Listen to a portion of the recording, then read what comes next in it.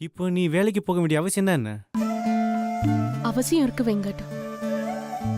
எங்க அம்மா எங்க எல்லாரையும் கல்யாணம் பண்ணி கரை சேர்க்க ரொம்ப போராடினாங்க. என் 2 அக்காங்களும் கல்யாணம் பண்ணிட்டு போன வீட்ல ரொம்ப அசிங்கப்பட்டுட்டாங்க. சக்தி தன்னோட வாழ்க்கையை தொலைச்சிட்டு இப்ப வேலை செஞ்சு கஷ்டப்பட்டுட்டு இருக்கா. இதுக்கெல்லாம் காரணம் என்ன தெரியுமா? எங்க அம்மா அப்பா கிட்ட வசதி இல்லைன்ற ஒரே காரணம் தான். நமக்குன்னு ஒரு சொந்த வீடு வேணுங்க.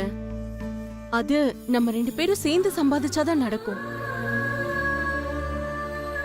இன்னொரு மீனாட்சியோ சக்தியோ அனுவோ நம்ம குடும்பத்துல வரக்கூடாதுங்க. நமக்கு குழந்தை பிறந்தா நல்ல வசதியான வீட்ல தான் பிறக்கணும். நாம வேணா ஏழையா பிறந்திருக்கலாம், ஆனா நம்ம குழந்தைங்க ஏழையா பிறக்கவே கூடாதுங்க. பாஸ் பாஸ், என்ன வீட்ல யாருமே இல்லையே, வீடே அமைதியா இருக்கு. பாஸ், தம்பி பாஸ், மீனாட்சி மேடம், சக்தி மேடம். டேய் ரன்பீரு, எப்படிடா இருக்க? ரொம்ப நாள் கழிச்சு வரோம். நல்ல கேரக்டர் முகத்துல முழிக்கலான்னு பார்த்தா சீனியர் வில்லி முகத்துல முழிச்சிட்டோமே. ஏண்டா என்னடா யோசிக்கிற? ஒன்னும் இல்ல பாட்டி.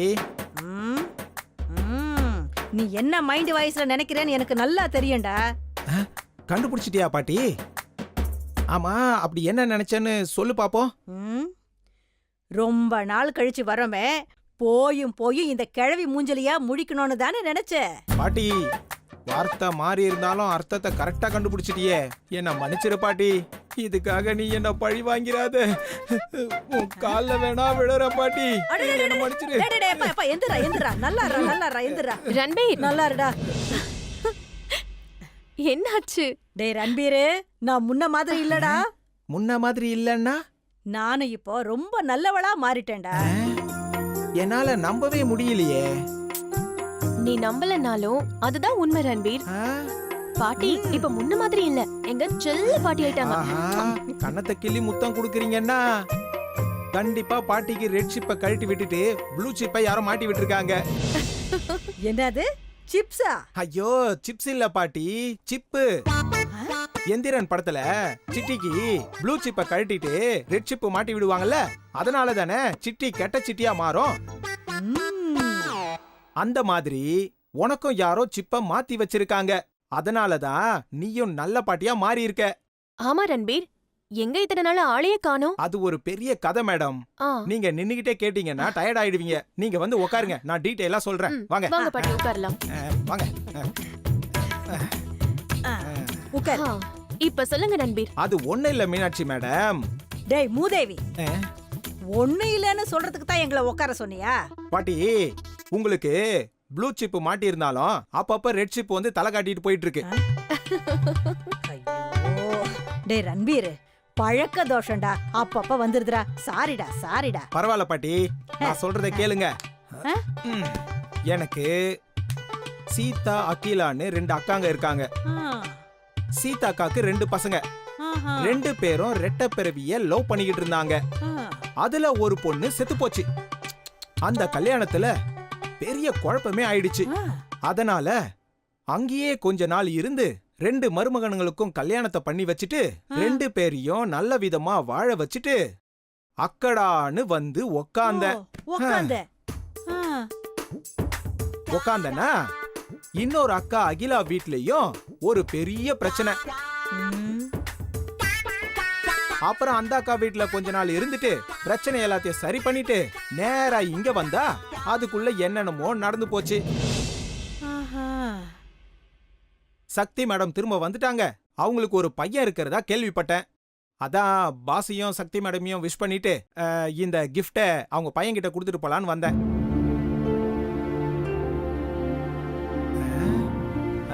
ஆமா, பாஸ் எங்க, சக்தி மேடம் எங்க, அவங்க பையன் எங்க?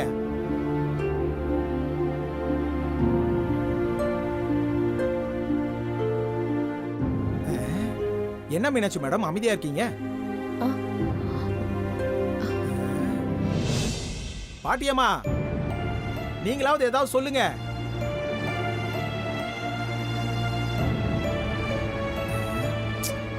பாட்டிமா, என்ன ஆச்சு? ஏன் கண் கலங்குறீங்க?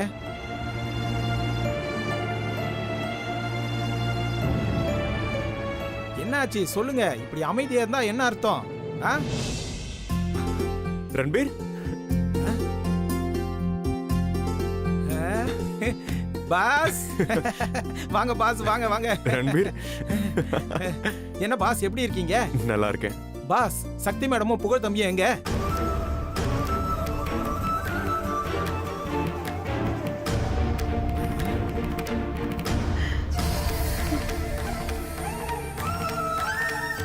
என்ன பாஸ், என்ன பாஸ், நீங்களும் அமைதியா இருக்கீங்க?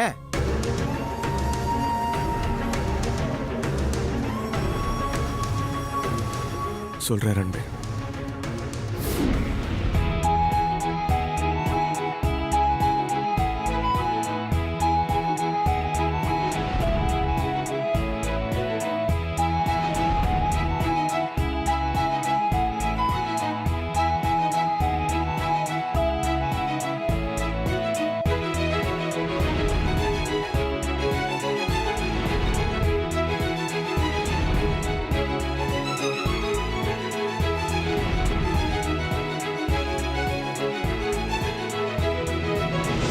ஏன் பையனை இது கூப்பிடுறீங்க? சார், அவன் உங்க பையன் இல்ல, எங்க பையன்.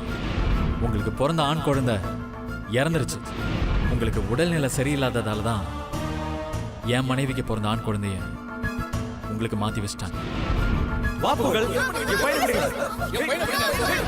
அரசாங்கத்தோட ஆதாரபூர்வமான ரிப்போர்ட் படி புகழ்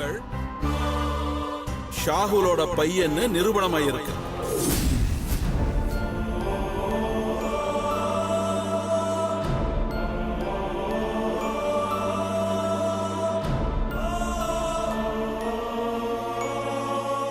என்ன பாஸ் சொல்றீங்க? அப்பனா புகழ் உங்க பையன் இல்லையா? அப்படிதான் சட்டம் சொல்லுது ரன்பீர். ஆனா அந்த கடவுளுக்கு தெரியும் புகழ் எங்க பையன் தானே. நாங்களும் எவ்வளவோ போராடி பார்த்துட்டோம். ஆனா கடைசியா ஷாகுல் புகழ் எங்க கிட்ட இருந்து பிரிச்சுட்டான். பாஸ், யாரு பாஸ் அவன்? நீங்க அவனை சும்மாவா விட்டீங்க? இல்ல ரன்பீர், அவன் லீகலா மூவ் பண்ணதுனால எங்களால எதுவுமே பண்ண முடியல. அட, சட்டம் கிடக்குது பாஸ், சட்டம். சட்டத்துக்கு பந்தம்னா என்னன்னு தெரியுமா? பாசம்னா என்னன்னு தெரியுமா? நீங்க போய் தூக்கிட்டு வர வேண்டியதானே பாஸ்? நானும் அப்படிதான் ட்ரை பண்ணேன் ரன்பீர். ஆனா பிரச்சனை பெருசாயிட்டே போச்சு. ஆனா எங்க புகழ் எங்களை விட்டு நிரந்தரமா பிரிஞ்சிருவானோன்னு நானும் அமைதியை விட்டுட்டேன். எப்படி பாஸ் புகழை விட்டு உங்களால பிரிஞ்சு இருக்க முடியுது? உங்களை விடுங்க, சக்தி மேடத்தால எப்படி பாஸ் இருக்க முடியுது? சக்தி புகழ் பிரிஞ்சிருக்க முடியாம தான் அந்த வீட்டுல ஒரு வேலைக்காரியா சக்தி புகழோட இருக்கா. ஆ, என்ன பாஸ் சொல்றீங்க? ஆமா ரன்பீர், சக்தியால புகழை பிரிஞ்சிருக்க முடியல. அதனால அந்த ஷாவுல் வீட்டுல வேலைக்கு போற ஷக்கீராங்கிற பொண்ணு கிட்ட ரொம்ப ரிக்வஸ்ட் பண்ணி அந்த பொண்ணு மாதிரி பர்தாலாம் போட்டுக்கிட்டு இப்போ அந்த வீட்டுல சக்தி புகழ் கூடவே இருக்கா. பாஸ், கேக்குற என்னாலேயே தாங்க முடியலையே. நீங்க எப்படி பாஸ் இதெல்லாம் பொறுத்துக்கிட்டு இருக்கீங்க? என்னாலையும் பொறுத்துக்க முடியலதான் ரன்பீர். ஆனா சக்தியோட போராட்டத்துக்காக நான் அதை பொறுத்துக்கிட்டேன். சக்தி மேடம் எப்படி இருக்க வேண்டியவங்க இப்படி கஷ்டப்படுறாங்கன்னு நினைக்கும் போது எனக்கு ரொம்ப வேதனையா இருக்கு பாஸ்.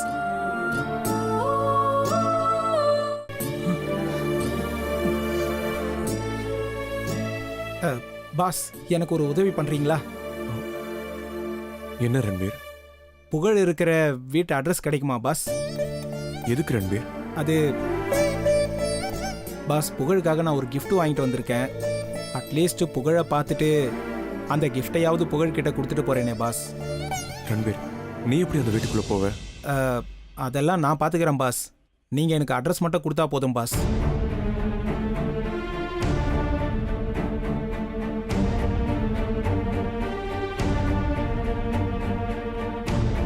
இது போதும் பாஸ், நான் போய் பார்த்துக்கிறேன். நீங்க கொஞ்சம் பத்திரமா இருங்க பாஸ். சரி வரேன் ரன்பீர். பாஸ்.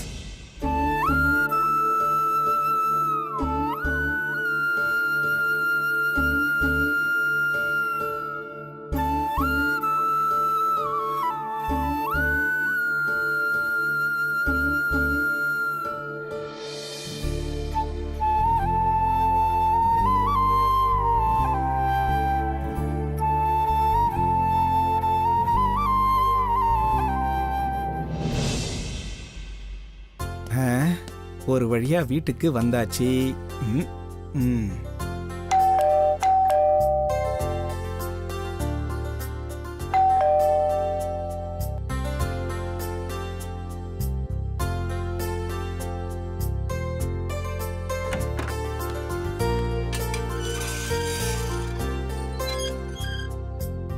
ரன்பீர், ஆ, சக்தி மேடம், நான் தானே எப்படி கண்டுபிடிச்சேன்?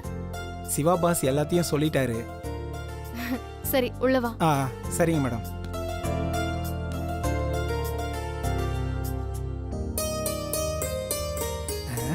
வீட்டில் யாரும் இல்லைங்களா? இல்ல, யாரும் இல்ல. சரி, என்ன விஷயமா வந்திருக்க? உங்களையும் புகழையும் பார்க்கலான்னு வீட்டுக்கு போனேன். நடந்த எல்லாத்தையும் பாஸ் சொன்னார் மேடம். அதான் உங்க 2 பேரையும் பார்த்துட்டு போலான்னு வந்தேன். ஆமா, புகழ் எங்க? மேலதான் இருக்கு. ஆ. இதோ வர சொல்றேன். புகழ், புகழ், என்னம்மா? கொஞ்சம் கீழே வாயேன். வரமா?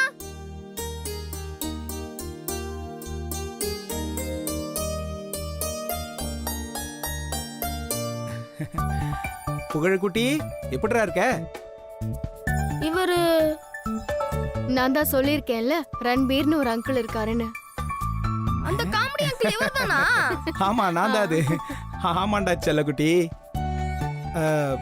மேடம், இந்த பொண்ணு என் பேரு ஷாதிகா. நான் புகழோட ட்வின் சிஸ்டர். நீங்க கவலைப்படாதீங்க அங்கிள், நான் இவங்க கட்சி தான். உங்களை பத்தி யார்கிட்டயும் நான் சொல்ல மாட்டேன். அப்படியா செல்லக்குட்டி? ரொம்ப நல்ல பிள்ளையா இருக்கீங்களே. மாமா, புகழுக்கு மட்டும்தான் gift வாங்கிட்டு வந்திருக்கேன். சாரி, உங்களுக்கு வாங்கிட்டு வரல. நான் நெக்ஸ்ட் டைம் வரும்போது கண்டிப்பா உங்களுக்கு வாங்கிட்டு வருவேன். இட்ஸ் ஓகே அங்கிள், நாங்க 2 பேரும் ஷேர் பண்ணிக்கிறோம். Very good. அப்ப 2 பேரும் சேர்ந்து வாங்கிக்கோங்க. Thanks uncle. Good good. என்ன மேடம், என்னென்னமோ நடந்து போச்சு. எல்லாம் விதி ரன்பீர். ஏற்கனவே நீங்களும் சிவா பாஸும் ஒன்று சேர முடியாம பல வருஷமா போராடி இப்பதான் ஒன்று சேர்ந்திருக்கீங்க. இப்போ திடீர்னு இப்படி ஒரு பிரச்சனை. சக்தி குரூப் ஆஃப் கம்பெனியோட எம்டி நீங்க போய் இப்படிலாம் கஷ்டப்படலாமா மேடம்? எல்லாம் என் புகழுக்காக தான் ரன்பீர். என்னோட பையனே இல்லைன்னு சட்டம் சொன்னாலும் வளர்த்த பாசம் என்னை விட்டு எப்படி ரன்பீர் போகும்? அதான் என் புகழ் இருக்கிற இடத்த தேடி நானே வந்துட்டேன். இனி என்ன பிரச்சனை வந்தாலும் நான் தாங்கிப்பேன். கவலைப்படாதீங்க மேடம், உங்க நல்ல மனசுக்கு ஒரு பிரச்சனையும் வராது. ஐயோ, இவங்க அப்பா வந்துட்டாரு போல இருக்கு. ரன்பீர் எங்கேயாவது ஒளிஞ்சுக்கோயே. எங்க போய் ஒளியறது? போ, போ, உள்ள வச்சு. ஷூ தெரிஞ்சிருமே. ஆஹா, இங்க நல்லா மாட்டிப்போமே. அங்க ஷாதிகா. ஐயோ, இடுப்பு கீழே அப்படியே தெரியுமே. ஐயோ, ஆஹா, உடம்பு உள்ள போக மாட்டேங்குதே. ரன்பீர் வந்துட்டாரு, சீக்கிரம் ஒளிஞ்சுக்கோ. என்ன மேடம், நீங்க வேற.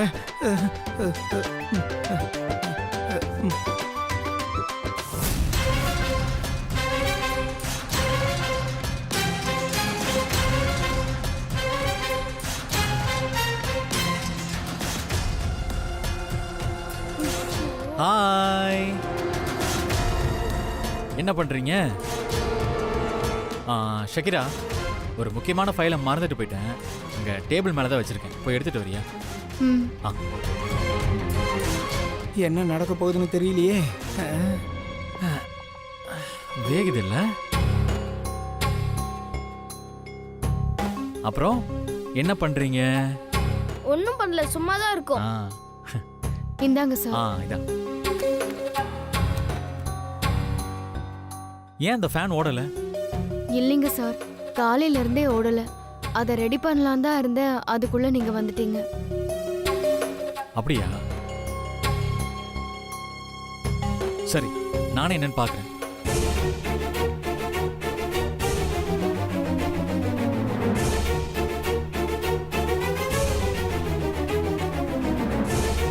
ஏய், இது என்ன மூட்டை? அது ஸ்டோர் ரூம்ல இருந்தது சார். அந்த ஃபேன் ஹைட் பத்தலைங்கிறதுக்காக அதை தூக்கிட்டு வந்து இங்க போட்டு மேலே ஏறிதான் பார்த்துட்டு இருந்தேன். ஓ, சரி டெஸ்டர் எங்க?